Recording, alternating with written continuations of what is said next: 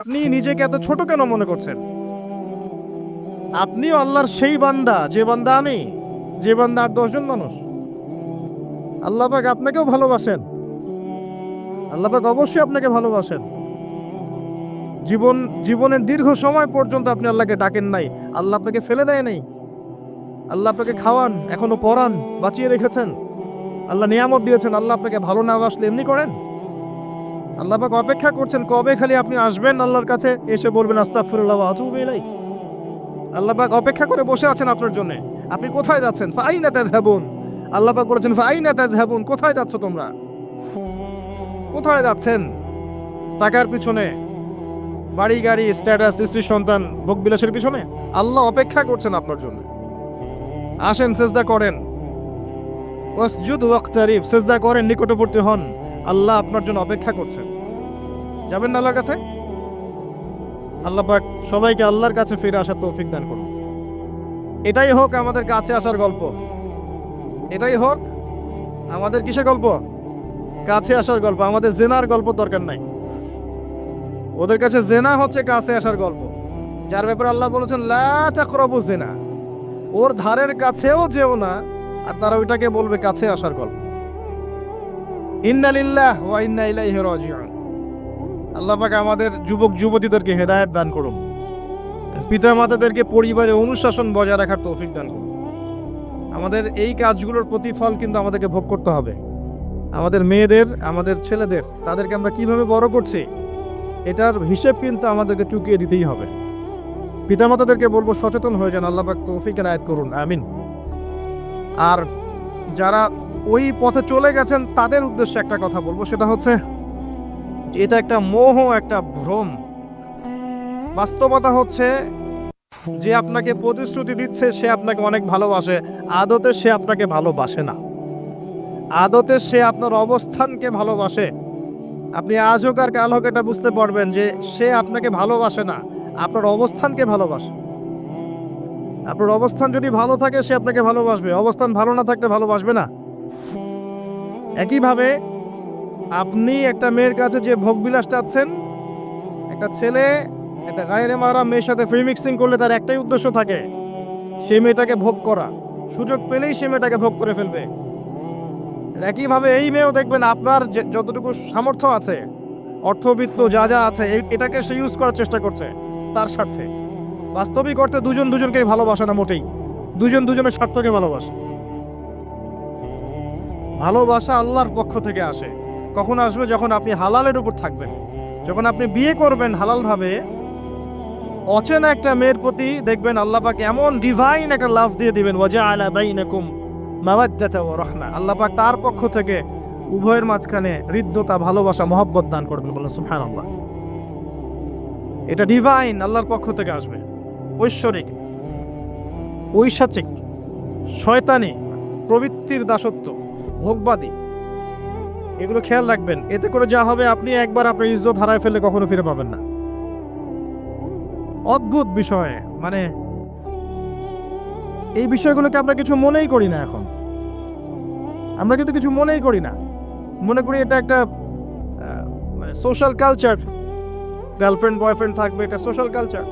এভাবে যে কত ছেলে কত মেয়ে, লক্ষ লক্ষ কোটি কোটি নিত্যদিন জেনা করছে, আল্লাহ ভালো জানে। আল্লাহ পাক আমাদের যুব সমাজকে হেদায়েত করুন, আমি। আর যে প্রশান্তির জন্য আপনি তার কাছে যাচ্ছেন সেটা তার কাছে নাই। প্রশান্তি আছে কোরআনের কাছে, প্রশান্তি আছে নবীর সুন্নায়, প্রশান্তি আছে আল্লাহর জন্য সেজদায়। তার আল্লাহর জন্য আল্লাহকে স্মরণ করে আপনি কাঁদবেন, প্রশান্তি পাবেন। আল্লাহর জন্য কিছু কাজ করবেন, তার দিনের কোনো খেদমত করবেন, প্রশান্তি পাবেন। আল্লাহর কোরআনের 10টা আয়াত মুখস্থ করেন, মনে এমন শান্তি আসবে যেটা আপনি কোথাও পাবেন না। আমি চ্যালেঞ্জ করে বলছি আপনাকে, আপনি আল্লাহর কিতাবের আজকে গিয়ে 5টা আয়াত মুখস্থ করেন, অর্থটা পড়বেন, কয়েকবার চর্চা করেন, মানুষকে শোনান, আপনি মনে এমন একটা প্রশান্তি পাবেন যেটা পৃথিবীর কোনো জায়গায় পাবেন না। এখানে প্রশান্তি এত এত বেশি মাত্রায় আসবে, যার খবর যদি ওই পশ্চিমারা জানতো তাহলে আমার কলিজায় বোম মেরে উড়িয়ে দিত। কথা বুঝতে পারেন নাই? আল্লাহর পথে চললে যে প্রশান্তিটা পাওয়া যায়, এর খবর যদি ইসলামের শত্রুরা জানতো তাহলে মুসলিমদের কলিজায় পারমাণবিক বোমা মারত। তারা জানে না কি প্রশান্তি এখানে পাওয়া যায়। আপনি যে প্রশান্তির জন্য এখানে যাচ্ছেন এটা ওখানে নাই। কোরআনের কাছে আছে, সেজদায় আছে, নামাজে আছে, তাহাজ্জুদে আছে, আল্লাহর জিকিরে আছে। আর নেককার স্ত্রীর কাছে আপনি প্রশান্তি পাবেন। এটা আল্লাহ আপনাকে গিফট দিয়েছেন। আদম আলাইহিস সালামকে আল্লাহ পাক দিয়েছেন না? তার একাকী বোধ হচ্ছিল জান্নাতে, আল্লাহ পাক সঙ্গিনী সৃষ্টি করেছেন। এখানে আপনি প্রশান্তি পাবেন, বাকিগুলো প্রশান্তির উৎস নয়। পরে দেখা যাবে ওখানে ছাকা খেয়েছে, খেয়ে তারপরে মাদক সেবন করবে, তারপরে মিউজিকের কাছে যাবে, তারপরে দেখবেন যে পতিতালয়ে যাচ্ছে, তারপরে হয়তো গুন্ডামি করবে, জীবনটা উচ্ছৃঙ্খল হয়ে গেল। কেউ কেউ আত্মহত্যাও করবে, কারণ হচ্ছে ওই যে শুরুতে একটা মেয়ের সাথে প্রেম করে ছাকা খেয়েছে, ওখানে প্রশান্তি খুঁজেছে, শয়তান এদেরকে নিয়ে খেলেছে, এক পর্যায়ে দুজনের জীবন নষ্ট করে ফেলেছে। আদতে কি হলো, মুসলিম উম্মাহ থেকে দুইটা নক্ষত্র ঝরে গেল। হয়তো ওই যুবককে দিয়ে দিনের কোনো খেদমত হতো, এখন আর হলো না। হয়তো ওই যুবক তার যৌবনকালটা ইবাদত করে কাটাতে পারতো, আরও সে ছায়া পেত, আর পেল না। শয়তান সাকসিড, শয়তান জিতে গেল। এ হচ্ছে বাস্তবতা। বাস্তবতা বোঝেন, আল্লাহর কাছে ফিরে আসেন, আল্লাহ আপনার অপেক্ষা করছেন। আসবেন না আল্লাহর কাছে? এটাই হোক আল্লাহর কাছে আমাদের কাছে আসার গল্প। আল্লাহ পাক আমাদেরকে তৌফিক দান করুন, আল্লাহুম্মা আমিন। তো সুন্নাতে কথা বলতে গিয়ে আসলাম, নবী সাল্লাল্লাহু আলাইহি ওয়াসাল্লামের সুন্নাহ আমরা যেন আমাদের সামগ্রিক জীবনে পালন করার চেষ্টা করি। আল্লাহ পাক চেষ্টাটা যেন কবুল করেন, আমিন। এরপরে আছে সালাতের কথা, তারপরে আছে আপনার যাকাতের কথা। নিসাব পরিমাণ সম্পত্তি হয়ে গেলেই যাকাত দিতে হবে। এটা নফল কিছু নয়, ফরজ জিনিস। যদি আপনি সামর্থ্যবানদের যাকাতগুলো কালেক্ট করতে পারতেন, কেউ যদি পারত, দেখতেন এই যাকাতের অর্থগুলো দিয়ে এত এত মানে বিগ বিগ প্রজেক্ট করা যেত, যেটা আপনি কল্পনা করতে পারবেন। এটা কিন্তু নফল কিছু নয়, দিতেই হবে বাধ্যতামূলক। যাকাত আল্লাহ পাক এই জন্য ফরজ করেছেন যাতে করে সমাজের মধ্যে ধনী এবং গরিবের সাম্য বজায় থাকে। এটা গরিবের হক। যাদের উপর যাকাত ফরজ হয়েছে তারপরেও যাকাত দিচ্ছে না, এদের সম্পত্তিগুলোকে আল্লাহ পাক কিয়ামতের দিন গলাবেন, মানে ধাতুতে পরিণত করে গলাবেন, গলিয়ে কপালে, গালে, পিঠে, চেহারায় লেপটে দিবেন। বলেন নাউজুবিল্লাহ। সূরা তাওবা পড়ে দেখেন, সূরা তাওবার মধ্যে এটা আছে। সম্পত্তি গলানো হবে, গলে একটা সোনা, তামা, ব্রোঞ্জ এগুলো গলালে কেমন হবে? এগুলো উত্তপ্ত করে যদি গায়ে লাগিয়ে দেওয়া হয় কেমন শাস্তি হবে? বলা হবে এটাই সেই তোমার সম্পদ যা তুমি সঞ্চয় করেছিলে, আজকে এটা আযাব ভোগ করো। এটা সমাজের সাম্য বজায় রাখে, গরিব আর ধনীর মধ্যে একটা ব্যালেন্স বজায় রাখে। এটা গরিবের হক। যখন আমরা যাকাত দিব না, গরিব মানুষের মাথাপিছু যে মানটা আছে জীবনযাত্রা, এটা আরো কমে যাবে। এটাতে শুধুমাত্র একটা রাষ্ট্রেরই উপকার হয় না, ব্যক্তি পর্যায়ে উপকার হয়। যখন ব্যক্তি পর্যায়ে যাকাত চলে যাবে সবার হাতে হাতে, দেখবেন আজকে যে খেতে পারছে না সে কালকে দুবেলা খেতে পারবে ইনশাআল্লাহ। আর অনেক মুসলিম আছি আমরা যারা সালাত পড়ি, যাকাত দেই না, আছি না? যাকাতকে আমরা ফরজই মনে করি না। যদি বলা হয় ইসলামের 5টা পিলার বলেন, বলবে কালিমা, নামাজ, রোজা, হজ, যাকাত। যাকাত সবচেয়ে শেষে, তাই না? যাকাতকে পাঠাইছে সবচেয়ে শেষে, অথচ আল্লাহ বলেছেন কালিমা, তারপরে সালাত, তারপরে যাকাত, তারপরে সওম, তারপরে হজ। যাকাতকে গুরুত্ব দিন, এটা ইসলামিক অর্থনীতির মূল ভিত্তি। যাকাতের উপরে আল্লামা তাকি উসমানী শাইখের একটা বই আছে, এই বইটা পড়তে পারেন, অত্যন্ত চমৎকার। যাকাত নিয়ে বিস্তারিত আলোচনা করা হয়েছে এবং যাকাত কিভাবে মানবতার উপকার করবে এটা বলা আছে। আজকে এটা টপিক না, আমি না হলে অনেক লম্বা কথা বলতে পারতাম। আল্লাহ পাক আমাদের সবাইকে যাকাত দেওয়ার তৌফিক দান করুন, আমিন। এরপরে সওমের কথা বলেছেন, সওম ইনশাআল্লাহ সামনে আসবে, আমরা সবাই রাখবো। আল্লাহ পাক আমাদের সবাইকে 30টা সওম, পুরো মাস সওম রাখার তৌফিক দান করুন, আমিন। এবং সওমটা শুধু না খেয়ে থাকা আর পিপাসার্ত থাকার নাম নয়, বরং আল্লাহ পাকের যাবতীয় নিষেধ ছেড়ে দেওয়ার নাম কিন্তু সওম। এটা একটা হিজরত, মানে আল্লাহ পাক যত বিষয় নিষেধ করেছেন এগুলোকে ছেড়ে দেওয়ার নাম কিন্তু রোজা বা সওম। শুধু না খেয়ে থাকার নাম সওম নয়। না খেয়ে থেকে কেউ যদি গালি দেয়, গীবত করে, সুদ খায়, জিনা করে, তার কি রোজা হবে? হবে না। আল্লাহ পাকের নিষেধগুলো বর্জন করলে পরে রোজা হবে ইনশাআল্লাহ। এর উদ্দেশ্য কি? তাকওয়া অবলম্বন করা। কুতিবা আলাইকুমুস সিয়াম কামা কুতিবা আলাল্লাযিনা মিন ক্বাবলিকুম লাআল্লাকুম তাত্তাকুন। উদ্দেশ্যটা কি? লাআল্লাকুম তাত্তাকুন। আল্লাহ পাকের নিষেধ না ছাড়লে কি কেউ তাকওয়া অবলম্বন করতে পারবে? অতএব সিয়ামের মূল উদ্দেশ্য কি? তাকওয়া অবলম্বন করা, আল্লাহ পাকের যাবতীয় নিষেধগুলোকে বর্জন করা। আল্লাহ পাক আমাদেরকে সিয়াম রাখার মতো রাখার তৌফিক দান করুন। রমজান মাসে আমরা ইফতার করাবো বেশি বেশি ইনশাআল্লাহ। বেশি বেশি মানুষকে ইফতার করাবেন, বেশি বেশি নফল দান সাদাকা করবেন, যাকাতগুলো দিয়ে দিবেন। রমজান মাসে কিয়ামুল লাইল করবেন, তারাবির নামাজ সুন্দর করে লম্বা করে পড়বেন। রাকাত সংখ্যা নিয়ে ঝগড়া করেন না। আমরা যে কাজগুলো করি ঝগড়াটা বেশি করি। কোয়ালিটি দেখবেন আল্লাহ, কোয়ালিটি, কোয়ান্টিটি না। নামাজটা কেমন কোয়ালিটি সম্পন্ন ছিল। এবং এই রমজান মাসে সবচেয়ে বেস্ট নিয়ামা হচ্ছে কোরআন। এই মাসে কি হয়েছে? কোরআন নাজিল হয়েছে। এই কোরআনকে সময় দিতে হবে। যারা কোরআন তেলাওয়াত করতে জানি না, রমজান মাসে শিখতে হবে। যারা জানেন তারা খতম দিবেন, তেলাওয়াত করবেন, খতম দিবেন। যারা আরো ভালো জানেন তারা গবেষণা করবেন, পুরো কোরআনটা গবেষণা করবেন। পারা যাবেন ইনশাল্লাহ। আল্লাহ পাক সবার আগে আমাকে, অতঃপর আপনাদের সবাইকে তৌফিক দান করুন, আমিন। এবং দ্বীনের জন্য তালিম করবেন, ঈমানের আলোচনা করবেন, মসজিদে দার্স দিবেন, ইফতার করাবেন, গরিবদেরকে সাদাকা করবেন, ওসর দিবেন, ফিতরা আদায় করবেন। রমজান মাসটাকে একটা ইসলামের ইবাদতের সংস্কৃতি বানিয়ে ফেলবেন। রমজানের প্রতিটা মোমেন্টকে কাজে লাগানোর চেষ্টা করবেন। আল্লাহ পাক সবাইকে তৌফিক দান করুন, আল্লাহুম্মা আমিন। ইফতার একসাথে করবেন, বাসায় সবাই একসাথে ইফতার করবেন। একটা কমিউনিটি, একটা মানে কি বলবো, ইসলামের উৎসব যেন বিরাজ করে। পরিবারের ছোটরা দেখবে যে রমজানে আমরা সবাই একসাথে ইফতার করি। একটা বড় থাল কিনবেন বাসায়, এই বড় থালে খাওয়া কিন্তু সুন্নাত। একটা বড় থাল যেখানে পরিবারের সবাই সদস্য মিলে খাবেন। বাচ্চা কাচ্চা, ছোট ছোট বাচ্চারা দেখে দেখে বড় হবে যে আমরা রমজান মাসে বাবা মা সবার সাথে বসে খেয়েছি এভাবে। ওদেরকে হাদিয়া দিবেন, রোজা রাখলে উৎসাহিত করবেন, রোজা রাখলে গিফট দিবেন, হাদিয়া দিবেন। যে আম্মু তোমার বয়স যদিও রোজা ফরজ হয় নাই, রাখার চেষ্টা করো, যদি রাখতে পারো তাহলে আমি তোমাকে একটা গিফট কিনে দেব। রাখতে উৎসাহিত করেন, দেখবেন ইনশাল্লাহ এই চর্চাগুলো পরবর্তীতে ওদের মধ্যে তাকওয়া নিয়ে আসবে ইনশাল্লাহ। আমাদের মনে আছে আমরা যখন ছোট, রোজা ফরজ হয় নাই, আমাদেরকে এভাবে বকশিস দেওয়া হতো, রোজার একটা 10 টাকা দেওয়া হবে। তখন অবশ্য 10 টাকার মান এখনকার 100 টাকার চেয়ে বেশি ছিল। আর আপনার টাকার মান দিন দিন কমবেই। কারণ ইসলামিক কারেন্সি যারা বোঝে না তারা এগুলোর সম্পর্কে বিরূপ মন্তব্য করতে পারে। বাট আমরা জানি যে একটা সভ্যতা মানুষের সম্পদ চুষে খাচ্ছে এবং ডে বাই ডে এটা হতেই থাকবে। যাই হোক, ওই টপিকে আর গেলাম না। তো আমাদেরকে পুরস্কৃত করা হতো এভাবে, উৎসাহিত বোধ করতাম। কয়টা রেখেছি? 7টা, তারপরের বছর 10টা, তারপরের বছর 15টা। এভাবে করতে করতে দেখবেন আপনার বাচ্চা রোজা রাখা শিখে যাবে। এবং সওম রাখলে শরীরের কোনো ক্ষতি নাই, উপকার ছাড়া। ক্ষতি আছে? কোনো ক্ষতি নাই, কোনো ক্ষতি নেই উপকার ছাড়া। সবচেয়ে বড় কথা হচ্ছে যারা খেতে পারে না ওদের ফিলিংসটা আপনি বুঝতে পারবেন। আপনিও বুঝতে পারবেন যে না খেয়ে থাকা এটা কেমন। আল্লাহ পাক যে খাওয়াচ্ছেন আমাকে, এটা কত বড় নিয়ামত ছিল। আল্লাহ পাক আমাদের সবাইকে রমজান মাস পর্যন্ত পৌঁছে দিক এবং রমজানের 30টা সওম পুরো মাস রমজানের যাবতীয় কাজের সাথে আদায় করার তৌফিক এনায়েত করুন, আমিন। আর সম্ভব হলে রমজান মাসে উমরা করবেন। সম্ভব হলে রমজান মাসে উমরা করতে পারেন। এটা খুব বড় একটা ইবাদত এবং এটাতে যে নববী রুহানি একটা স্বাদ পাবেন, এটা কিন্তু বলে বোঝাতে পারবো না আমি। আপনি করলে পরে বুঝতে পারবেন। আল্লাহ পাক তৌফিক দান করুন সবাইকে, আল্লাহুম্মা আমিন। এরপরে আছে সামর্থ্য হলে হজের কথা। আলহাজ টাইটেলের জন্য নয়।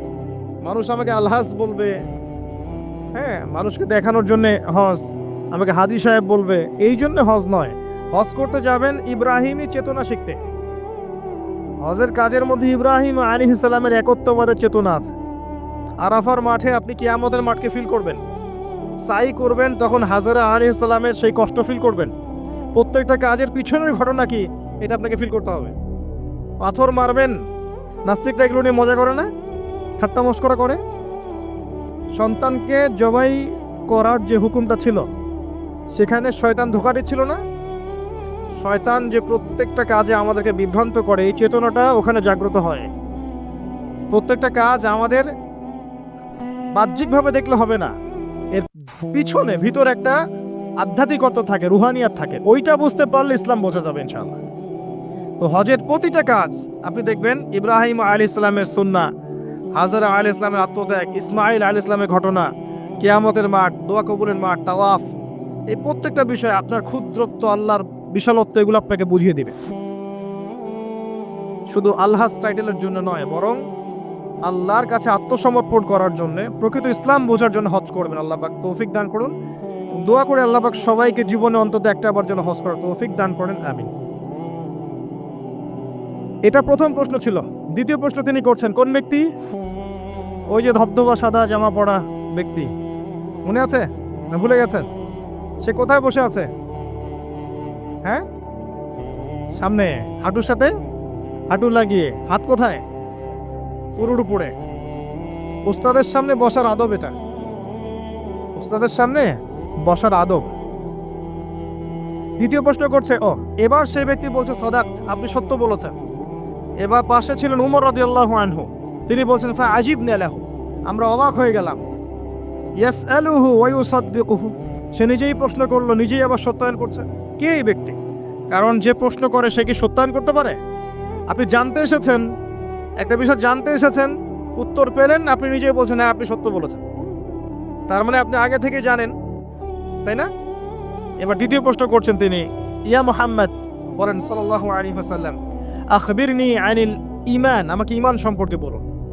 এখন নবী সাল্লাল্লাহু আলাইহি ওয়াসাল্লাম বলছেন আল ঈমান, ঈমান হচ্ছে আন তুমিনা বিল্লাহ, তুমি বিশ্বাস করবে প্রথমত এক আল্লাহর প্রতি, ওয়া মালাইকাতিহি, তার ফেরেশতা মণ্ডলীর প্রতি, ওয়া কুতুবিহি, সমস্ত আসমানি কিতাবের প্রতি, ওয়া রুসুলিহি, সমস্ত নবী রাসূলগণের প্রতি, ওয়াল ইয়াউমিল আখির, পরকালের জীবনের প্রতি।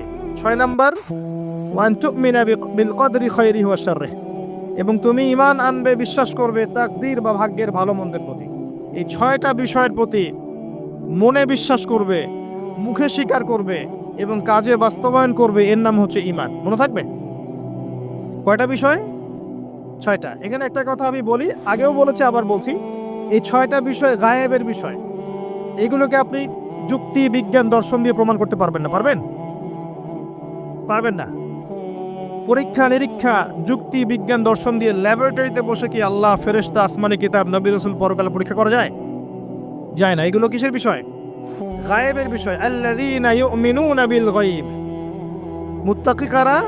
যারা গায়েবে বিশ্বাস করে, এদের জন্যই হচ্ছে আলিফ লাম মিম যালিকাল কিতাব লা রাইবা ফিহি হুদাল লিল মুত্তাকিন। তো ঈমানের 6 পিলারকে 3টা কাজ করতে হবে: মনে বিশ্বাস, মুখে স্বীকৃতি এবং কাজে বাস্তবায়ন। যারা শুধু বিশ্বাসটাকেই সবকিছু মনে করে, এদেরকে বলা হয় মুরজিয়া বা শৈথিল্যবাদী। আর যারা কাজ করতে গেলেই পান থেকে চুন খসলেই কাউকে কাফের বলে ফেলে, এদেরকে বলা হয় খাওয়ারেজ বা খারেজি। আহলে সুন্নাহ ওয়াল জামায়াতের আকীদা হচ্ছে মাঝখানে। ঈমানের বেইজ হচ্ছে দুটো জিনিস: মনে বিশ্বাস, মৌখিক স্বীকৃতি। কাজে বাস্তবায়ন হচ্ছে ফুরু বা শাখা। কাজ করতে গিয়ে যদি আপনার ভুল হয়, কবিরা গুনাহ করে ফেলেন, আপনি কাফের হবেন না, বরং ফাসেক বা জালেম হতে পারেন। এবং কবিরা গুনাহ করে ফেললেই কাউকে হত্যা করা জায়েজ নাই, তার তওবার দরজা কি আছে? খোলা আছে। এই হলো ঈমান। তারপরে তিনি আবার প্রশ্ন করছেন, ইয়া মুহাম্মদ, বলেন সাল্লাল্লাহু আলাইহি ওয়াসাল্লাম, আখবিরনি আনিল ইহসান, আমাকে ইহসান সম্পর্কে বলুন।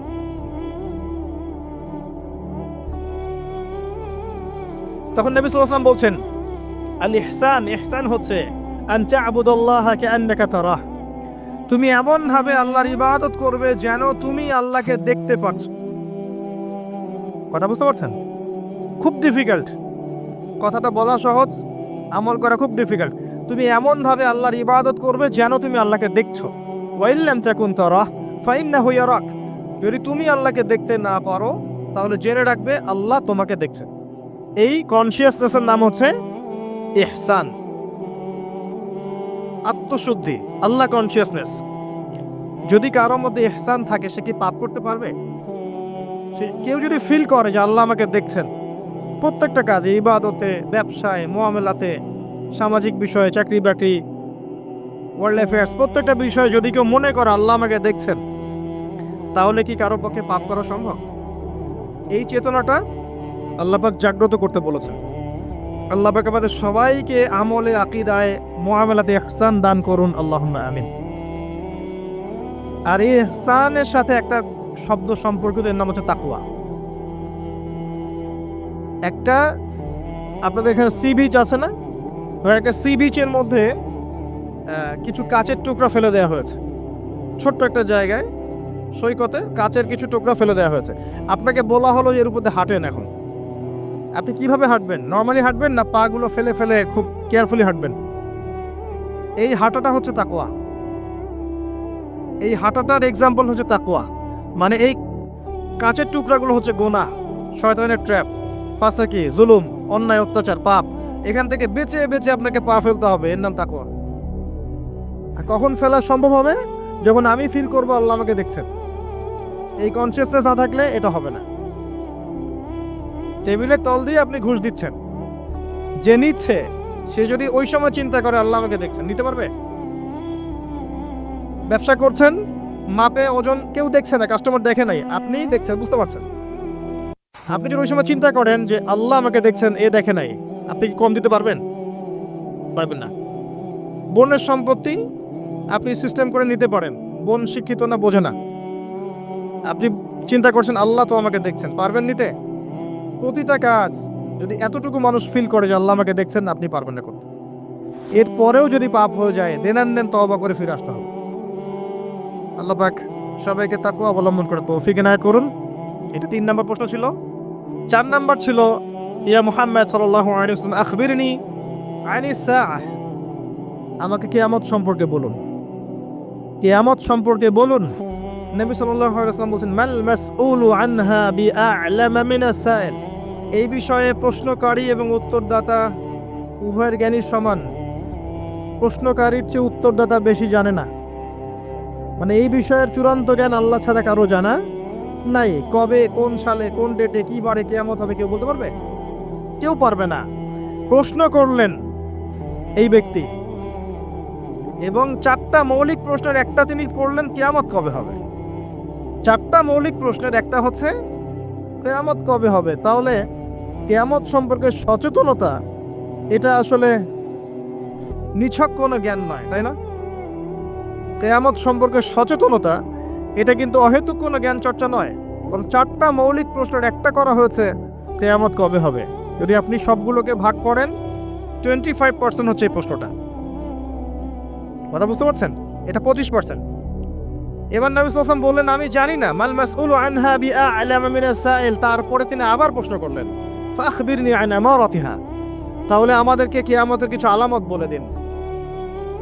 আবার প্রশ্ন করার কি দরকার ছিল, যখন নবীজি বললেন আমি না? যদি বিষয়টা গুরুত্বপূর্ণ নাই হয়ে থাকে, যদি বিষয়টা গুরুত্বপূর্ণ না হয়ে থাকে, আবার কাউন্টার প্রশ্ন করার কি দরকার ছিল? তিনি আবার প্রশ্ন করলেন, তাহলে আলামত বলে দিন। এবার নবীজি বলছেন 2টো আলামত। কয়টা বলছেন এই হাদিসে? 2টো। একটা হচ্ছে আন তালিদাল আমাতু রাব্বাতুহা, যখন দেখবে দাসী তার মনিবকে জন্ম দিচ্ছে। মানে একবার ব্যাখ্যা করেছি, সমাজের ন্যায় অন্যায়, হক বাতিল, সত্য মিথ্যার মানদণ্ডটা উল্টে যাবে, হালাল হারামের মানদণ্ড উল্টে যাবে। মানুষ হালালকে হারাম করবে, হারামকে হালাল করবে, ন্যায়কে অন্যায় বানাবে, অন্যায়কে ন্যায় বানাবে, সত্যকে মিথ্যা বানাবে, মিথ্যাকে সত্য বানাবে, মানদণ্ড উল্টে যাবে, এবং এগুলো পরোয়া করবে না মানুষ। আরেকটা ব্যাখ্যা হচ্ছে সত্যিকার অর্থেই দাসী মনিবকে জন্ম দিতে পারে। এটা জলজান্ত এক্সাম্পল এখনকার সিঙ্গাপুর। ফ্যামিলিস্ট রেভলিউশনের কারণে এবং সুদের কারণে এমন একটা অবস্থা মুখোমুখি হয়েছে বিশ্ব, যে অনেক ক্ষেত্রে মেয়েরা সন্তান জন্ম দেওয়ার সময় পাচ্ছে না, ফুরসত নাই, এবং সন্তান জন্ম দেওয়াটাকে তারা এখন পিছিয়ে পড়া বলছে অনেক কান্ট্রিতেই। শেষে কি হয়, দরিদ্র কান্ট্রি থেকে মেয়েদেরকে হায়ার করা হয়, দরিদ্র কান্ট্রি থেকে মেয়েদেরকে হায়ার করা হয়, এবং তাদের গর্ভটাকে ভাড়া নেওয়া হয়। এই গর্ভের মধ্যে স্পার্ম ইনজেক্ট করা হয়, জাইগোট গঠন করে, বাচ্চা কনসেপ্ট করে। কথা কি বুঝতে পারছেন? গর্ভ ভাড়া নিয়েছে, নিয়ে তার শুক্রাণু সেখানে পুশ করেছে। 9 মাস এখানে বাচ্চাটা বড় হবে। এই 9 মাস এই দরিদ্র মেয়েটাকে অনেক খাওয়ানো হবে, পরানো হবে, সুন্দর সুন্দর কাপড় দেওয়া হবে, ভালো মন্দ খাওয়ানো হবে, কারণ ওই সন্তানটার ভালোর জন্য। এবার যখন বাচ্চাটা প্রসব হয়ে যাবে, বাচ্চাটা সে দিয়ে সে রিলিজ, সে খালাস, ও ডলার নিয়ে চলে যাবে। সন্তান জন্ম দেওয়ার বিনিময়ে $10,000, $20,000, $50,000, এই যে গর্ভ ভাড়া নেওয়া হয়েছে। এই যে বাচ্চাটা হলো, এই বাচ্চাটাকে আর মালিকের, দাসী তার মনিবকে জন্ম দিল, হাদিস বাস্তব। এই ব্যাখ্যাটা আজকে থেকে 1400 বছর আগে করা সম্ভব ছিল না। কথা বুঝতে পারছেন না? এই ব্যাখ্যাটা এখনকার বিশ্বে আপনি করতে পারবেন। এই জন্য কোরআন সুন্নাহকে নিয়ে খালি লিটারালি পড়লে হবে না, যুগের সাথে মেলাতে তো হবে। যুগের সাথে যদি আমি না মেলাই, তাহলে কোরআন সুন্নাহকে দিয়ে যুগ জিজ্ঞাসার জবাব বের করতে পারবো না। এই ব্যাখ্যাটা আপনি আজকে থেকে 100 বছর আগেও করতে পারতেন না, কিন্তু এখন পারবেন। সত্যিকার অর্থেই দাসী তার মনিবকে জন্ম দিচ্ছে এখন এই বিশ্বে। নবী যেটা বলেছিলেন, আন তালিদাল আমাতু রাব্বাতুহা, যখন দাসী তার মনিবকে জন্ম দিবে। আরেকটা বলেছিলেন, ওয়া আন তারাল হুফাতাল উরাতাল আলাতা রিয়া আশ-শাই ইয়াতাতাওয়ালুনা ফিল বুনিয়ান। যখন তুমি দেখবে সমাজের, মাইন্ড করবেন না, যখন তুমি দেখবে সমাজের সবচেয়ে দরিদ্র শ্রেণীর, রাখাল শ্রেণীর, নগ্ন পদের, খালি পায়ের, নগ্ন গায়ের, মানে গায়ে জামা নাই, পায়ে স্যান্ডেল নাই, এমন শ্রেণীর মানুষেরা উঁচু উঁচু বিল্ডিং নির্মাণের প্রতিযোগিতা করবে, ফান্তাজির সাআহ, কিয়ামতের অপেক্ষা করতে থাকো। বিগত 200 বছরে বিশ্ব দেখে নাই এত হাইলি টলেস্ট বিল্ডিং এর প্রতিযোগিতা।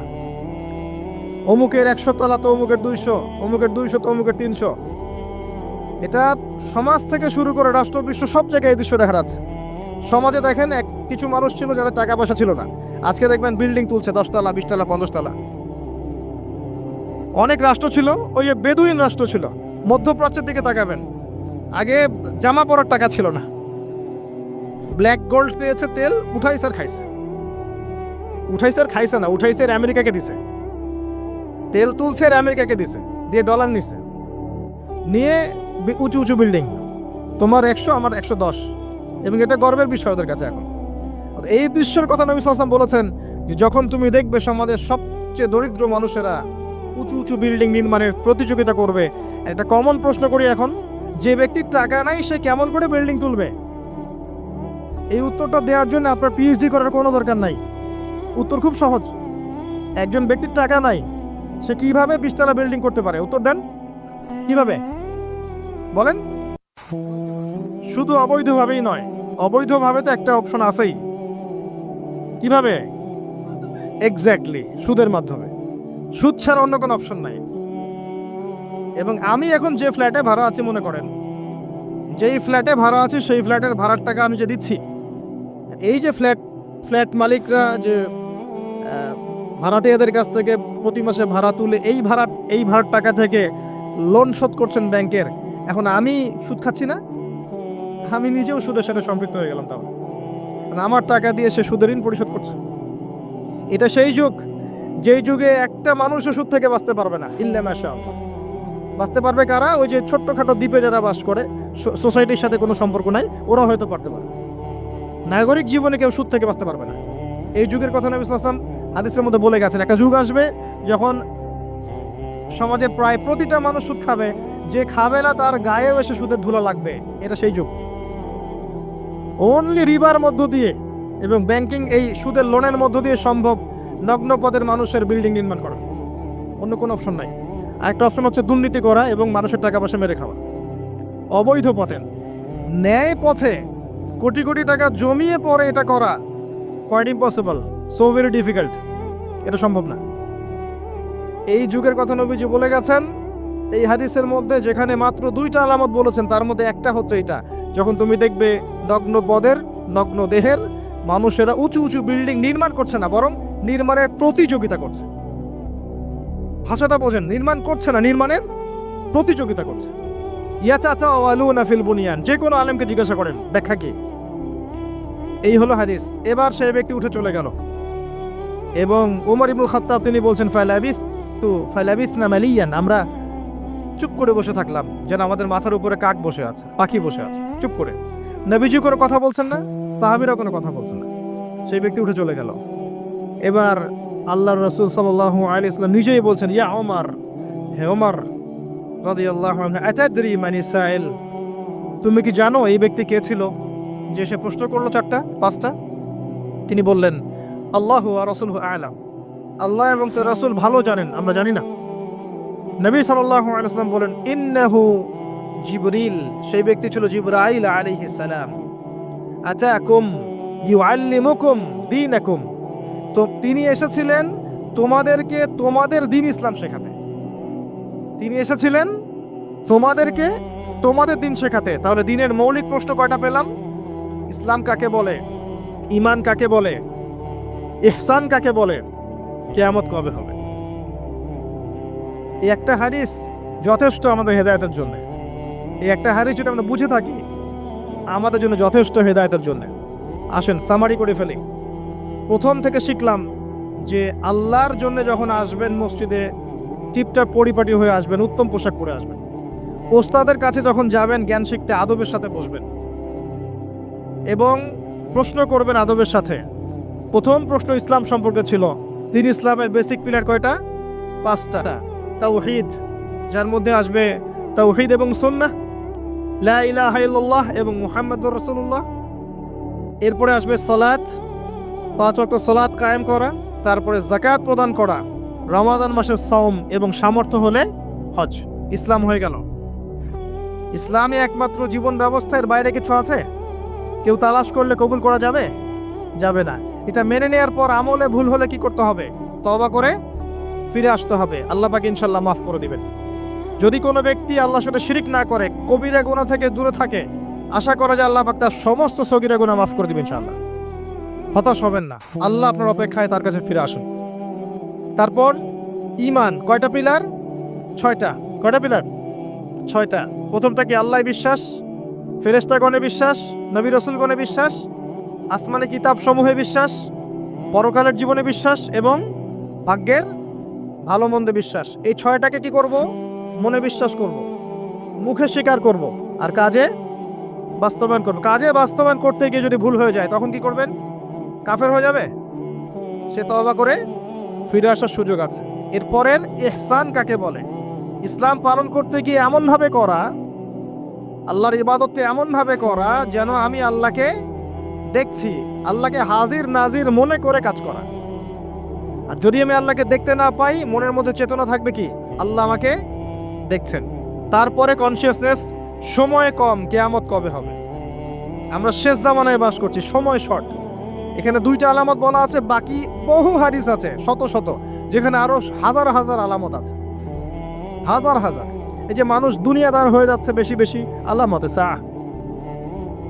মসজিদের মধ্যে ফিতনা হচ্ছে না এখন, আলামতে সা। মসজিদ চাকচিক্যময় হচ্ছে না, তাজমহলের মতো, এই আমাদের সাইন।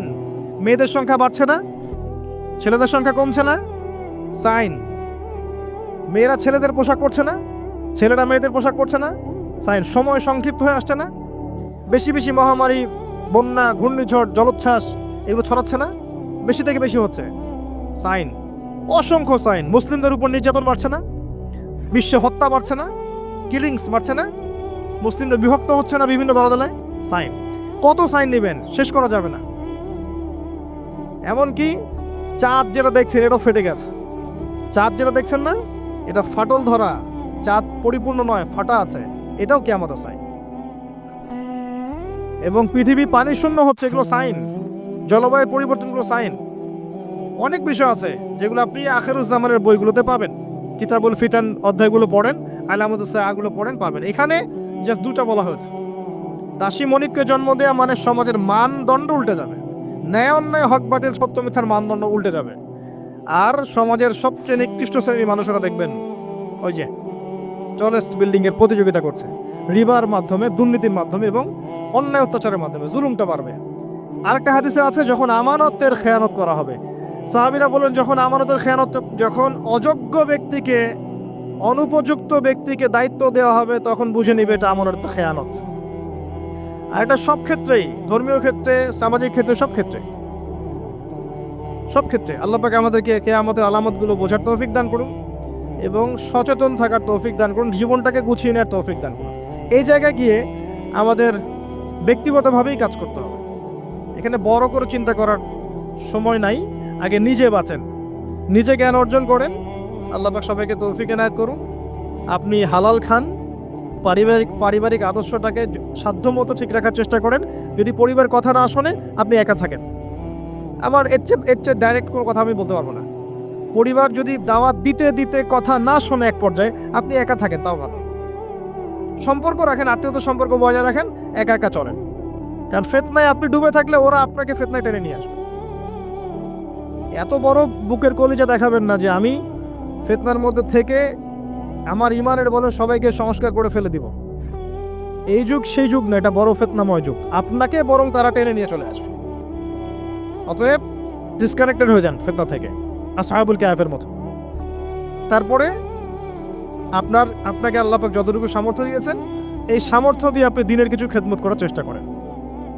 মসজিদ ভিত্তিক, মাদ্রাসা ভিত্তিক, দাওয়াতের ক্ষেত্রে হোক, সামাজিকভাবে হোক, মানবতার কল্যাণে কাজ হোক, কোনো প্রজেক্ট গঠন করার মধ্য দিয়ে হোক, যেভাবে হোক দিনের যে উপকার হয় এমন কিছু করেন। এবং দিনকে নিয়ে বাড়াবাড়ি করবেন না, দিনকে নিয়ে বাড়াবাড়ি করবেন না, অমুসলিমদের উপরে দিনটাকে জোর করে চাপিয়ে দেওয়ার চেষ্টা করবেন না, ইসলামকে নিয়ে এমন কোনো কাজে লিপ্ত হবেন না যাতে ইসলামের জন্য পরিবেশটা আরো ঘোলাটে হয়ে যায়। ইসলাম উগ্রতা শেখায় নাই আমাদের। ইসলাম শিখিয়েছে যদি মাজলুম হই তখন জুলুমের প্রতিবাদ করা, এর বেশি ইসলাম কিছু শেখাচ্ছে না। এখন ইসলামকে কেন্দ্র করে এমন কিছু করতে যাবেন না যাতে করে উল্টা ইসলামের ক্ষতি হয়ে যায়। এবং ইসলামের শত্রুরা চায় যে মুসলিমরা এমন কিছু করুক যাতে করে তারা আমাদেরকে দমন করে আরও সুযোগ পেয়ে যায়। অতএব ব্যক্তিগত জীবনটাকে গোছান, পরিবারটাকে গোছান, আপনার রিজিকের ব্যবস্থাটা হালাল করেন, সাধ্যমতো দিনের কল্যাণ করার চেষ্টা করেন এবং অন্যের উপকারে কাজ করেন, কারো ক্ষতি করতে যায় না। নবীজি কোনো কথা বলছেন না, সাহাবীরা কোনো কথা বলছেন না, সেই ব্যক্তি উঠে চলে গেল। এবার আল্লাহর রাসূল সাল্লাল্লাহু আলাইহি ওয়াসাল্লাম নিজেই বলছেন, ইয়া ওমর, হে ওমর রাদিয়াল্লাহু আনহু, আতাদরি মান ইসাইল, তুমি কি জানো এই ব্যক্তি কে ছিল যে সে প্রশ্ন করলো 4টা 5টা? তিনি বললেন, আল্লাহু ওয়া রাসূলুহু আ'লাম, আল্লাহ এবং তার রাসূল ভালো জানেন, আমরা জানি না। নবী সাল্লাল্লাহু আলাইহি ওয়াসাল্লাম বলেন, ইন্নাহু জিবরিল, সেই ব্যক্তি ছিল জিবরাইল আলাইহিস সালাম, আতাকুম ইউআল্লিমুকুম দীনাকুম, তো তিনি এসেছিলেন তোমাদেরকে তোমাদের দ্বীন ইসলাম শেখাতে। তিনি এসেছিলেন তোমাদেরকে তোমাদের দ্বীন শেখাতে। তাহলে দ্বীনের মৌলিক প্রশ্ন কয়টা পেলাম? ইসলাম কাকে বলে, ঈমান কাকে বলে, ইহসান কাকে বলে, কিয়ামত কবে হবে। এই একটা হাদিস যথেষ্ট আমাদের হেদায়েতের জন্য। এই একটা হাদিস যদি আমরা বুঝে থাকি আমাদের জন্য যথেষ্ট হেদায়েতের জন্য। আমরা শেষ জামানায় বাস করছি, সময় শর্ট। এখানে 2টা আলামত বলা আছে, বাকি বহু হাদিস আছে শত শত, যেখানে আরো হাজার হাজার আলামত আছে, হাজার হাজার। এই যে মানুষ দুনিয়াদার হয়ে যাচ্ছে বেশি বেশি, আলামতে সাআহ। মসজিদের মধ্যে ফিতনা হচ্ছে না এখন, আলামতে সাআহ। মসজিদ চাকচিক্যময় হচ্ছে না তাজমহলের মতো, কি আমাদের সাইন। মেয়েদের সংখ্যা বাড়ছে না, ছেলেদের সংখ্যা কমছে না, সাইন। মেয়েরা ছেলেদের পোশাক পরছে না, ছেলেরা মেয়েদের পোশাক পরছে না, সাইন। সময় সংক্ষিপ্ত হয়ে আসছে না, বেশি বেশি মহামারী, বন্যা, ঘূর্ণিঝড়, জলোচ্ছ্বাস এগুলো ছড়াচ্ছে না, বেশি থেকে বেশি হচ্ছে, সাইন। অসংখ্য সাইন। মুসলিমদের উপর নির্যাতন বাড়ছে না, বিশ্ব হত্যা বাড়ছে না, কিলিংস বাড়ছে না, মুসলিমরা বিভক্ত হচ্ছে না বিভিন্ন দলে দলে, সাইন। কত সাইন নেবেন, শেষ করা যাবে না। নবী করিম সাল্লাল্লাহু আলাইহি ওয়াসাল্লাম একদিন মসজিদে বসে আছেন, একজন ব্যক্তি মসজিদে প্রবেশ করলেন যার গায়ে ছিল ধবধবে সাদা পোশাক এবং যার চুলগুলো ছিল অত্যন্ত কুচকুচে কালো, অত্যন্ত কালো। তিনি এসে নবী সাল্লাল্লাহু আলাইহি ওয়াসাল্লামের কাছে বসলেন। ফাসনাদা রুকবাতাইহি ইলা রুকবাতাইহি, তিনি তার 2 হাঁটুকে নবী সাল্লাল্লাহু আলাইহি ওয়াসাল্লামের 2 হাঁটুর সাথে লাগিয়ে দিয়ে বসলেন। অনেকটা আমরা তাশাহুদে যেমন করে বসি ঠিক এভাবে। মসজিদে আসলেন অত্যন্ত সুন্দর কাপড় পরে। আর আমরা সাধারণত মসজিদে যাই অর্ডিনারি কাপড় পরে। খেয়াল করে দেখবেন, আমরা বিয়েতে যাই, বিভিন্ন ফাংশনে যাই, 14 ফেব্রুয়ারিতে গার্লফ্রেন্ডের কাছে যাই, তারপরে বসন্ত পালন করি, সবচেয়ে সুন্দর পোশাকগুলো পরার চেষ্টা করি, তাই না ভাই?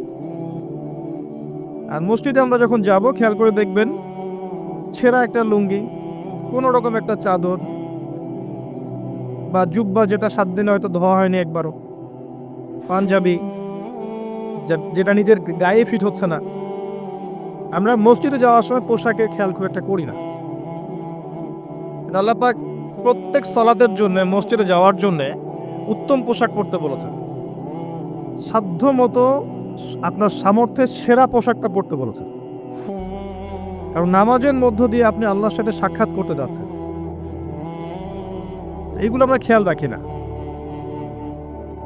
নবী সাল্লাল্লাহু আলাইহি ওয়াসাল্লাম এমন একজন মানুষ ছিলেন যার কাছে সফরে গেলেও তার কাছে চিরুনি থাকতো, আতর থাকতো, অনেক কিছু থাকতো, তেল থাকতো। ওই সময়ে টিপটাপ পরিপাটি থাকার জন্য যা যা প্রয়োজন ছিল এগুলো নবী সাল্লাল্লাহু আলাইহি ওয়াসাল্লামের কাছে থাকতো। তো ওই ব্যক্তি মসজিদে প্রবেশ করলেন সবচেয়ে উত্তম পোশাক পরে। এখান থেকে একটা শিক্ষা আছে, আমরা যখন মসজিদে যাব আমাদের উচিত হবে আপনার সামর্থ্যের সেরা পোশাকটা পরা। পারা যাবে ইনশাআল্লাহ? এসে তিনি নবী সাল্লাল্লাহু আলাইহি ওয়াসাল্লামের কাছে এসে বসলেন, হাঁটুর সাথে হাঁটু লাগিয়ে দিয়ে বসলেন এবং তার দুই হাত নবী সাল্লাল্লাহু আলাইহি ওয়াসাল্লামের উরু বা থাই এর উপরে রাখলেন। ওয়াদাআ কাফাইহি আলা ফাখিজাইহি। এরপরে তিনি নবী সাল্লাল্লাহু আলাইহি ওয়াসাল্লামকে জিজ্ঞাসা করছেন, ইয়া মুহাম্মদ, বলেন সাল্লাল্লাহু আলাইহি ওয়াসাল্লাম। মনে রাখবেন সবচেয়ে কৃপণ ব্যক্তি সে যার সামনে আল্লাহ রাসূলের নাম উচ্চারিত হয় কিন্তু সে দরুদ পড়ে না। আর তিন ব্যক্তির জন্য আল্লাহ নবী সাল্লাল্লাহু আলাইহি ওয়াসাল্লাম ধ্বংসের দোয়া করেছেন, বদদোয়া করেছেন।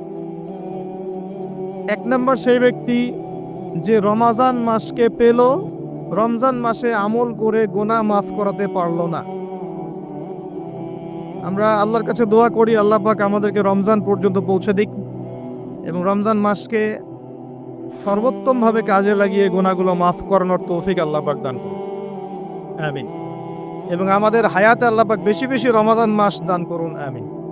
এবং লাইলাতুল কদরের নিয়ামত দান করুন, আমিন। আসলে রমজানের কথা মনে পড়ে গেল যে রমজান কিন্তু বেশি দিন বাকি নেই। আমরা মনে করছি যে অনেক দেরি আছে, আসলে কিন্তু বেশি দেরি নেই। সাহাবায়ে কেরাম রাদিয়াল্লাহু আনহুম 6 মাস আগে থেকেই রমজানের প্রিপারেশন নিতেন। এই রমজান আমি কি করব, কোরআন কতটুকু পড়ব, দিনের জন্য কি করব, যাকাতগুলো কিভাবে হিসাব করব, রমজান কেন্দ্রিক তাদের প্ল্যান থাকতো আগে থেকে। আমরা রমজানকে গুরুত্ব দেওয়ার চেষ্টা করি, আল্লাহ পাক তৌফিক দান করুন, আমিন। এক নাম্বার ব্যক্তি যে রমজান মাসকে পেল, রমজান মাসকে পেয়েও ইবাদত করে তার গুনাহ মাফ করাতে পারলো না। দুই নম্বর ব্যক্তি যার অধীনে পিতা মাতা আছে, যারা বৃদ্ধ, পিতা মাতা দুজনেই আছে অথবা পিতা আছে অথবা মাতা, দুজনের একজন, তাদেরকে পেয়ে তাদের খেদমত করে জান্নাত লাভ করতে পারলো না, এই ব্যক্তির জন্য ধ্বংস। নবীজি বলেছেন আমিন।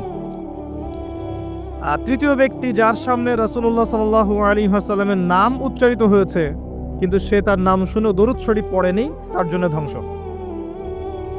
যখনই আপনার সামনে মুহাম্মদ নামটা উচ্চারিত হবে কমপক্ষে সাল্লাল্লাহু আলাইহি ওয়াসাল্লাম অবশ্যই পড়বেন। একবার দরুদ শরীফ পড়লে 10টা নেকি হয়, 10টা গুনাহ মাফ হয়ে যায়। আল্লাহ পাক 10 বার আপনার প্রতি রহম করবেন, আপনার মর্যাদা আল্লাহ পাক 10 গুণ বাড়িয়ে দিবেন, বলেন সুবহানাল্লাহ। নবী সাল্লাল্লাহু আলাইহি ওয়াসাল্লাম এর কাছে এই ব্যক্তি এসে তার দুই হাত নবী সাল্লাল্লাহু আলাইহি ওয়াসাল্লামের উরুর উপরে রেখে তাকে জিজ্ঞাসা করছেন, ইয়া মুহাম্মদ সাল্লাল্লাহু আলাইহি ওয়াসাল্লাম আখবিরনি আনিল ইসলাম। হে মুহাম্মদ সাল্লাল্লাহু আলাইহি ওয়াসাল্লাম, আমাকে ইসলাম সম্পর্কে বলুন। তখন নবী সাল্লাল্লাহু আলাইহি ওয়াসাল্লাম বলছেন, আল ইসলাম, ইসলাম হচ্ছে আন তাশহাদা আল্লা ইলাহা ইল্লাল্লাহ, তুমি সাক্ষী দিবে বা সাক্ষ্য দিবে যে আল্লাহ ছাড়া কোনো ইলাহ নেই, কোনো উপাস্য নেই, ওয়া আন্না মুহাম্মাদান আবদুহু ওয়া রাসূলুহু, এবং মুহাম্মদ সাল্লাল্লাহু আলাইহি ওয়াসাল্লাম তার বান্দা এবং রাসূল। এক নাম্বার। দুই, ওয়া আন তুকিমাস সালাহ, এবং তুমি সালাত কায়েম করবে 5 ওয়াক্ত। ওয়া আন তুতিয়া যাকাহ, এবং তুমি যাকাত প্রদান করবে, নিসাব পরিমাণ সম্পত্তি হয়ে গেলে যাকাত প্রদান করবে। ওয়া তাসুম রমাদান, রমাদান মাসের সাওম পালন করবে, এবং সামর্থ্য হয়ে গেলে তুমি হজ সম্পাদন করবে। এই 5টাকে বলা হয় ইসলামের পিলার। কি বলা হয়? ইসলামের ভিত্তি। আর ইসলামই একমাত্র গ্রহণযোগ্য দিন বা জীবন ব্যবস্থা যেটা আল্লাহর কাছে স্বীকৃত, অন্য কিছু স্বীকৃত নয়। পৃথিবীতে শুরু থেকে নিয়ে কিয়ামত পর্যন্ত ইসলাম ছাড়া কোনো দিন ছিলও না। আসলে প্রত্যেক নবী, মুসা আলাইহিস সালাম যার উপরে তাওরাত নাজিল হয়েছিল তিনি মুসলিম ছিলেন। ইব্রাহিম আলাইহিস সালাম মুসলিম ছিলেন। আদম, নূহ, হুদ, সামুদ সবাই কি ছিলেন? মুসলিম ছিলেন। শুআইব আলাইহিস সালাম, নবী মুসা, ঈসা, দাউদ, সুলাইমান, ইউসুফ, ইউনুস, ইসহাক, ইয়াকুব, ইব্রাহিম, ইসমাইল সবাই কি ছিলেন? মুসলিম ছিলেন। পৃথিবীতে ইসলাম ছাড়া কোনো ধর্ম ছিলই না। আসলে ইসলাম চিরপ্রাচীন, চির নতুন, চির আধুনিক। মানুষ এটাকে বিকৃত করেছে। আল্লাহ পাক তখনই নতুন করে আবার কিতাব নাজিল করেছেন, আবার নবী রাসূল প্রেরণ করেছেন। আমাদেরকে পশ্চিমারা শিখায় এবং বোঝায় যে সভ্যতা শুরু হয়েছে রোমকদের দ্বারা, তাই না? যারা পড়াশোনা করছেন, রোমান সভ্যতা, গ্রিক সভ্যতা, মনে হয় যে এখান থেকেই মনে হয় সভ্যতা শুরু হয়েছে, তাই না? ভাবখানা একটা এমন, কিন্তু সভ্যতা শুরু হয়েছে নবী দ্বারা। প্রত্যেকটা সভ্যতা শুরু হয়েছে কার দ্বারা? নবী দ্বারা। আমাদেরকে বোঝানো হয় যে মানুষ আগে পোশাক পরতে পারতো না, গাছের ছাল বাকল পরে থাকতো, তাই না? শিখেছেন না এগুলা? আর আল্লাহ পাক কোরআনে বলছেন যে আমি আসমান থেকে আদম এবং হাওয়া আলাইহিস সালাম তাদের জন্য পোশাক পাঠিয়েছিলাম। আমরা শিখেছি ছোটবেলায় মানুষ পশু শিকার করে খেত, বন্য প্রাণীর মতো ছিল, গুহায় ছবি এঁকে রাখতো, তাই না? আল্লাহ বলছেন, আল্লাহ রাব্বুল আলামিন আসমান থেকে হেদায়েত পাঠিয়েছেন, আসমানে কিতাব পাঠিয়েছেন ফ্রম দ্য ভেরি বিগিনিং, একদম শুরু থেকেই। জিবরাইল আলাইহিস সালাম প্রথমে এসেছিলেন, এমনকি চাষাবাদ কিভাবে করতে হবে সেটাও আদম আলাইহিস সালামকে শিখিয়ে দেওয়া হয়েছে। আর আমাদেরকে শেখানো হয় যে বাদর থেকে মানুষ হয়েছে, নাউযুবিল্লাহ। তো কি শিখছেন? এই শিক্ষা যদি মাথার মধ্যে ইনস্টল হয়ে যায়, তার কাছে তো ইসলাম এবং চলমান বিষয়গুলো কন্ট্রাডিক্টরি মনে হবে। তো ইসলাম শুরু থেকেই ছিল, আর সভ্যতা শুরু হয়েছে নবী দ্বারা। আদম আলাইহিস সালামকে দিয়ে পৃথিবীর সভ্যতা শুরু হয়েছে। প্রত্যেক যুগে যুগে নবীরাই সভ্যতার ধারক এবং বাহক ছিলেন। তো যে কথাটা বলতে গিয়ে এখানে আসলাম, যে প্রথম যে বিষয়টা তিনি বলেছেন ইসলামের ডেফিনেশন, এখানে প্রথমে বলেছেন তাওহীদ অর্থাৎ শাহাদা। এখানে দুইটা অংশ আছে, একটা হচ্ছে তাওহীদ, একটা হচ্ছে সুন্নাহ। যখন আপনি লা ইলাহা ইল্লাল্লাহ সাক্ষ্য দিচ্ছেন, আপনি তাওহীদের সাক্ষ্য দিচ্ছেন। আর এটা দ্বীনের প্রথম খণ্ড, প্রথম অংশ, প্রথম পিলার। এই দিনটাই আল্লাহর কাছে গ্রহণযোগ্য। অন্য কোন রিলিজন, জীবন ব্যবস্থা আল্লাহর কাছে গ্রহণযোগ্য নয়। সূরা আলী ইমরানের আয়াতগুলো পড়েন, 85 নম্বর আয়াত, 87 নম্বর আয়াত, 19 নম্বর আয়াত, এগুলো পড়লে আপনি বুঝতে পারবেন। আল্লাহ বলছেন, আউযু বিল্লাহি মিনাশ শাইতানির রাজিম, ইন্নাদ-দীনা ইনদাল্লাহিল ইসলাম। আমার কাছে একমাত্র জীবন ব্যবস্থা যেটা গ্রহণীয় তার নাম হচ্ছে ইসলাম। আর কোনো প্রয়োজন আছে? আল্লাহর কথার বাইরে কারো কথা দরকার আছে? আল্লাহ নিজে বলছেন, আল্লাহ পাক নিজে বলছেন, শাহিদ আল্লাহু আন্নাহু লা ইলাহা ইল্লাল্লাহ। আল্লাহ বলছেন, আমি আল্লাহ সাক্ষ্য দিচ্ছি আমি ছাড়া কোনো ইলাহ নাই। কথাটা বুঝতে পারলেন? আল্লাহ বলছেন যে আমি সাক্ষ্য দিচ্ছি যে আল্লাহ ছাড়া কোনো ইলাহ নেই। ওয়াল মালায়েকা, মালায়েকা সাক্ষ্য দিচ্ছেন, ওয়া উলুল ইলমি কাইমান বিল কিসত, এবং যারা জ্ঞানী সম্প্রদায় সত্যসেবী তারাও সাক্ষ্য দিচ্ছে। তো আল্লাহ সাক্ষ্য দিচ্ছেন আল্লাহ ছাড়া কোনো ইলাহ নেই, এবং তারপরের আয়াতে আল্লাহ পাক বলছেন, ইন্নাদ-দীনা ইনদাল্লাহিল ইসলাম। যে আল্লাহ সাক্ষ্য দিচ্ছেন তিনি ছাড়া কোনো ইলাহ নেই, সেই আল্লাহ বলছেন আমার কাছে একমাত্র গ্রহণযোগ্য ধর্মের নাম ইসলাম। আর কিছু দরকার আছে? একই সূরায় আবার আল্লাহ বলছেন, ওয়া মান ইয়াবতাগি গায়রাল ইসলামি দীনান ফালা ইউকবালা মিন। যে ব্যক্তি ইসলাম ছাড়া অন্য কোনো জীবন ব্যবস্থা তালাশ করবে, তার কাছ থেকে কোশ্চিনকালেও কিছু কবুল করা হবে না। এই সূরায় আল্লাহ বলছেন, আফা গায়রা দীনিল্লাহি ইয়াবগুন, তারা কি ইসলাম ছাড়া অন্য দিন তালাশ করছে? ওয়ালাহু আসলামা মান ফিস সামাওয়াতি ওয়া মান ফিল আরদি তাওআন আও কারহা। অথচ আসমান সমূহে এবং জমিনের প্রতিটা সৃষ্টি ইচ্ছায় হোক অনিচ্ছায় হোক আল্লাহর সামনে আত্মসমর্পণ করেছে। আর কোনো প্রমাণ দরকার আছে? এই দিনটা কি আংশিক না পরিপূর্ণ? সূরা মাইদায় চলে যান, আল্লাহ পাক বলেছেন, আল ইয়াউমা আকমালতু লাকুম দীনাকুম। বিদায় হজের দিন এই আয়াত নাযিল হয়েছে। যেদিন নবীজি বলেছেন, তারাকতু ফিকুম আমরাইন, ছেড়ে যাচ্ছি দুটো বস্তু, কোরআন এবং সুন্নাহ। ওই দিন এই আয়াত নাযিল হয়েছে যে আল ইয়াউমা আকমালতু লাকুম দীনাকুম, আজকে আমি তোমাদের জন্য এই দিন ইসলামকে কামিল করলাম, পরিপূর্ণ করলাম।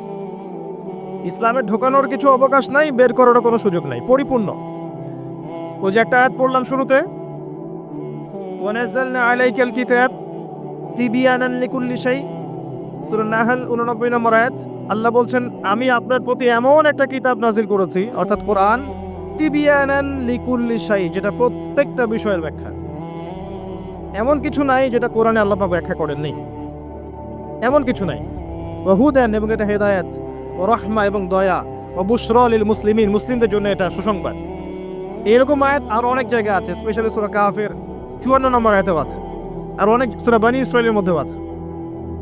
সবগুলো বললে আমাদের টাইম চলে যাবে, অল্প করে বলছি। তো আল্লাহ বলছেন কোরআন এবং সুন্নায় সবকিছু ব্যাখ্যা করা আছে, এবং এই দুটা হচ্ছে ইসলামের দুইটা মেইন পিলার। এই দুইটার উপরে দিন ইসলাম পরিপূর্ণ, ঢুকানোর কোনো সুযোগ নাই, বের করার সুযোগ নাই। ইসলাম কি শুধু ইবাদত করতে শেখায়, না আপনার পরিবারের চর্চাও শেখায়? ইসলামে কি শুধু পারিবারিক হেদায়েতই আছে, না সামাজিক হেদায়েতও আছে? শুধু কি সামাজিক আছে, নাকি রাষ্ট্রীয় এবং অর্থনৈতিকও আছে, নাকি সবই আছে? উত্তর কোনটা? সব আছে, এটা মেনে নেন। এখন আমল করতে গিয়ে যদি আপনি না পারেন, সেটা আলাদা বিষয়। আমল করতে গিয়ে হয়তো আপনি পারছেন না, আপনি ইবাদত করতে পারছেন, হয়তো পারিবারিক বিষয়টা পারছেন না, বা পারিবারিকটা পারছেন, সামাজিকটা পারছেন না, সামাজিকটা পারছেন, পলিটিক্যালটা পারছেন না। না পারার বিষয়টা ডিফারেন্ট। আগে আকীদা ঠিক করেন যে ইসলামে আছে সমাধান। আকীদা ঠিক করে যদি কেউ আমল করতে নাও পারে, ইনশাআল্লাহ আল্লাহ পাক মাফ করতে পারেন।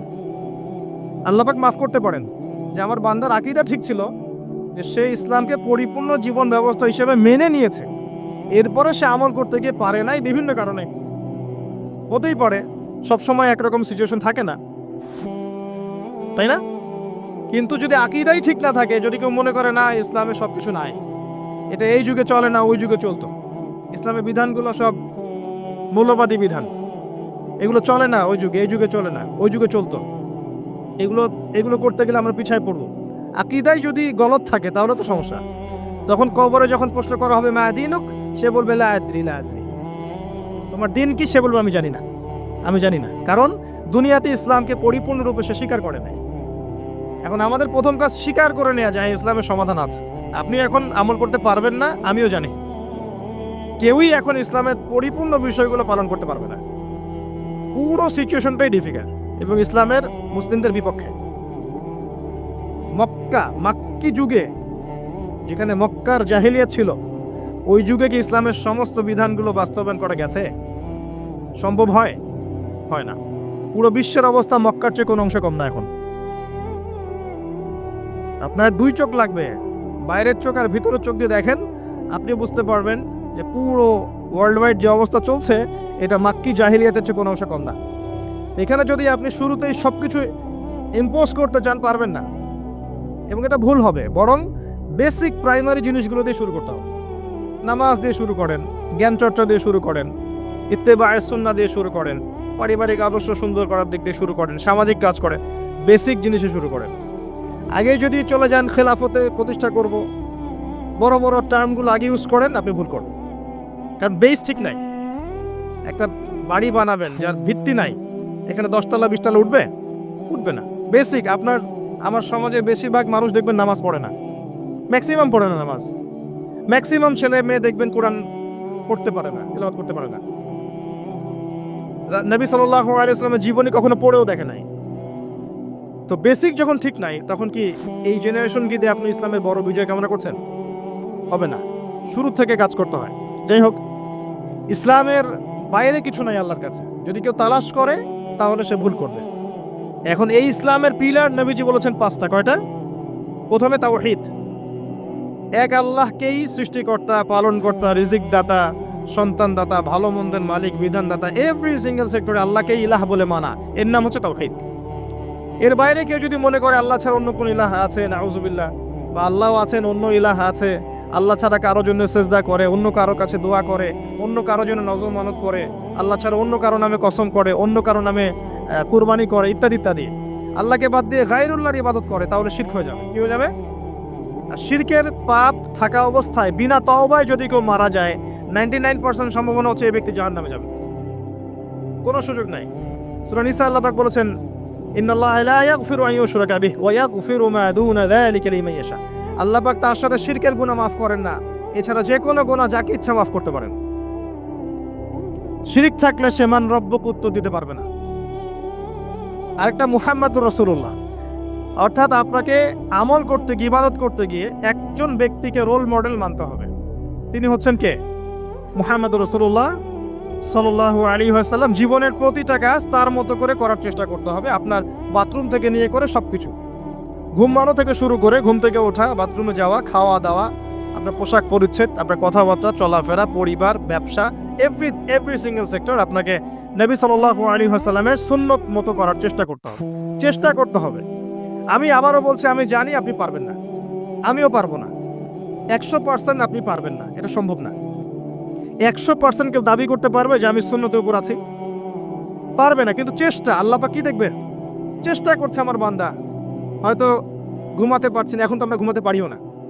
এই যে এখন আমাদের ঘুমানোর কথা, এখন এক ঘুম দিয়ে ওঠার কথা। এশার নামাজ কখন পড়ছে? 8টা 8:30টায়। তো এখন বসে বসে ওয়াজ করছি, জানি না এই ওয়াজে কি ফায়দা হবে। সত্যিকার অর্থে এখন আমাদের ঘুমানোর কথা ছিল। ট্রেডিশনগুলো এমন হয়ে গেছে, আমরা ঘুমাচ্ছি রাত 3টা। কি বলবো আসলে, সবাই এর মধ্যে পড়ে গেছে, আমি আপনি সবাই। এমন একটা সিস্টেম চলছে যে দিন রাতের জায়গায় চলে আসছে, রাত দিনের জায়গায় চলে গেছে। খেয়াল করে দেখেন, নবী সাল্লাল্লাহু আলাইহি ওয়াসাল্লাম রাতে তাড়াতাড়ি ঘুমাতেন, শেষ রাত্রে উঠতেন, ইবাদত করতেন, ফজরে একটা রিফ্রেশিং মাইন্ডে তিনি সকাল করতেন। আর আমাদের খেয়াল করে দেখেন, আমরা এই জেনারেশন যারা আছে বেশিরভাগই দেখা লেট নাইট, এবং দিনটা ওদের জন্য ছোট হয়ে যায়, দেরি করে ওঠা। তো সকালের বারাকাটা আমরা বঞ্চিত হচ্ছি। আল্লাহ পাক আমাকে এবং আপনাদের সবাইকে যেন তৌফিক দান করে, যাতে আমরা সকালের বরকতটা পেয়ে যাই আল্লাহ। এবং এই অভ্যাসটা কঠিনভাবে আঁকড়ে ধরতে হবে। আল্লাহ পাক তৌফিক এনায়েত করুন আমাকে, আপনাকে, সবাইকে। তো সুন্নতের কথা বলছিলাম যে প্রতিটা কাজে সুন্নত চেষ্টা করতে হবে। হয়তো আমরা পারবো না, কিন্তু আল্লাহ পাক আমাদের চেষ্টা দেখবেন, এতটুকুই। 2 নাম্বার, আল্লাহ নবী সাল্লাল্লাহু আলাইহি ওয়াসাল্লাম বলেছেন ওয়া আনতুকিমাস সালাহ। ইসলামের সেকেন্ড পিলার কি?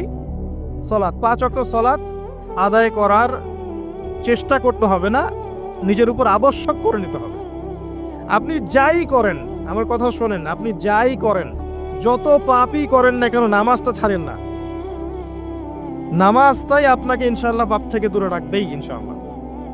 যে ব্যক্তি নামাজ পড়ে তার মধ্যে একটা মনের মধ্যে একটা ভয় কাজ করে যে আমি নামাজ পড়লাম, কিভাবে ঘুষ নিব? নামাজটা পড়লাম, কেন সুদ খাবো? নামাজ পড়লাম, কেন মানুষকে ঠকাবো? তার মনের ভিতর কিন্তু একটা সারা একটা নকিং হবেই। ইন্না সালাতা তানহা আনিল ফাহশাই ওয়াল মুনকার। সালাত আপনাকে সমস্ত অশ্লীল এবং গর্হিত কাজ থেকে বিরত রাখবে ইনশাআল্লাহ। নামাজটা ছাড়েন না। যত পাপ করছেন করেন, আমি বলি নামাজ ছাড়েন না। ইনশাআল্লাহ একদিন নামাজই আপনাকে পথ থেকে বের করে আনবে ইনশাআল্লাহ। শয়তান আপনাকে হতাশ করতে চাইবে।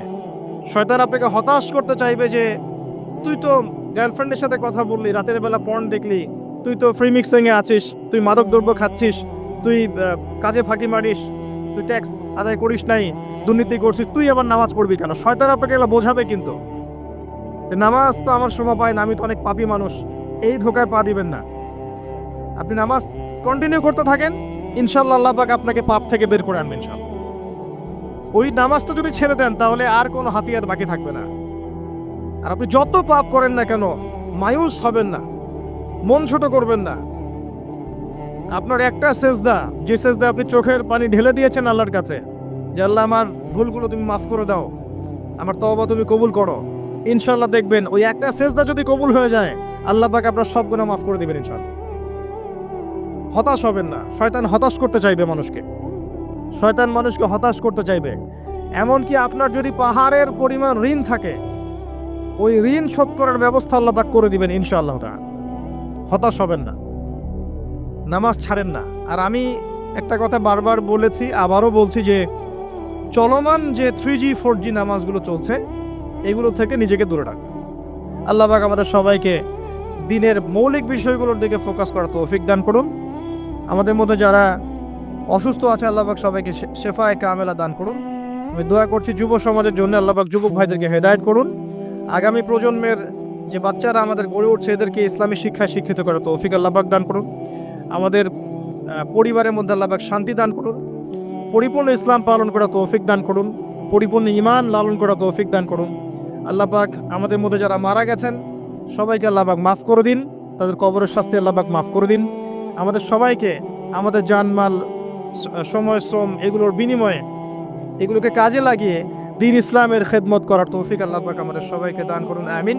আকুলু কওলি হাযা আস্তাগফিরুল্লাহ লি ওয়া লাকুম ওয়া লিসাইরিল মুসলিমিন বারাকাল্লাহু লানা ওয়া লাকুম বিল আয়াতিল হাকীম